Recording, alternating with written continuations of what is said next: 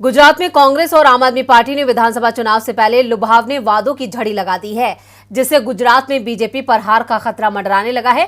पिछले 24 सालों से गुजरात की सत्ता पर काबिज बीजेपी को समझ नहीं आ रहा कि वो फ्री घोषणाओं के सामने क्या रणनीति अपनाए। अब सवाल ये उठने लगा है कि क्या राज्य में भारतीय जनता पार्टी भी मतदाताओं को रिझाने और सत्ता पर अपनी पकड़ बनाए रखने के लिए ऐसी ही कुछ रियायतों की घोषणा करेगी। देखते हैं ये रिपोर्ट। गुजरात चुनाव में जीत के लिए आप, कांग्रेस और बीजेपी के बीच जोर आजमाइश तेज हो गई है।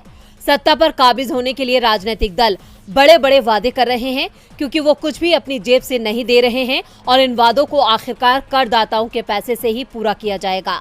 बीजेपी ने अभी तक यही रुख अपनाया है कि वो लोगों को मुफ्त रेवड़ियां बांटने की दौड़ में शामिल नहीं है और उसने मतदाताओं को आपके वादों के झांसे में न आने को लेकर आगाह किया है।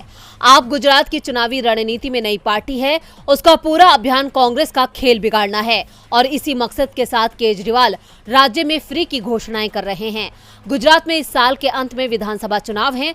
दिल्ली के मुख्यमंत्री अरविंद केजरीवाल ने हर महीने 300 यूनिट तक मुफ्त बिजली, सरकारी स्कूलों में निशुल्क शिक्षा, बेरोजगारी भत्ता, महिलाओं को 1000 रुपए का भत्ता और नए वकीलों को मासिक वेतन देने जैसी कई रियायतें देने के आश्वासन के साथ अपनी पार्टी के अभियान की शुरुआत की है।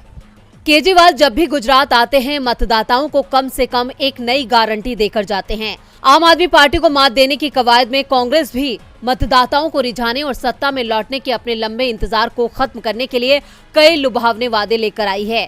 कांग्रेस नेता राहुल गांधी ने कुछ दिनों पहले राज्य में एक रैली को संबोधित करते हुए वादा किया था कि उनकी पार्टी लोगों को वो सभी रियायतें देगी जिनकी आपने अभी तक पेशकश की है। इसके अलावा उन्होंने 500 रुपए में रसोई गैस सिलेंडर मुहैया कराने, कोविड-19 के पीड़ितों के परिजनों को 4-4 लाख रुपए का मुआवजा देने और किसानों का 3 लाख रुपए तक का कर्ज माफ करने का भी वादा किया है। अब सभी की नजरें बीजेपी पर टिकी हैं और बड़ा सवाल ये है कि क्या गुजरात में 2 दशकों से ज्यादा वक्त से सत्ता में बैठी बीजेपी भी मतदाताओं को लुभाने के लिए मुफ्त की रेवड़ियां बांटने की दौड़ में शामिल होगी या फिर वो कोई अलग राह चुनेगी।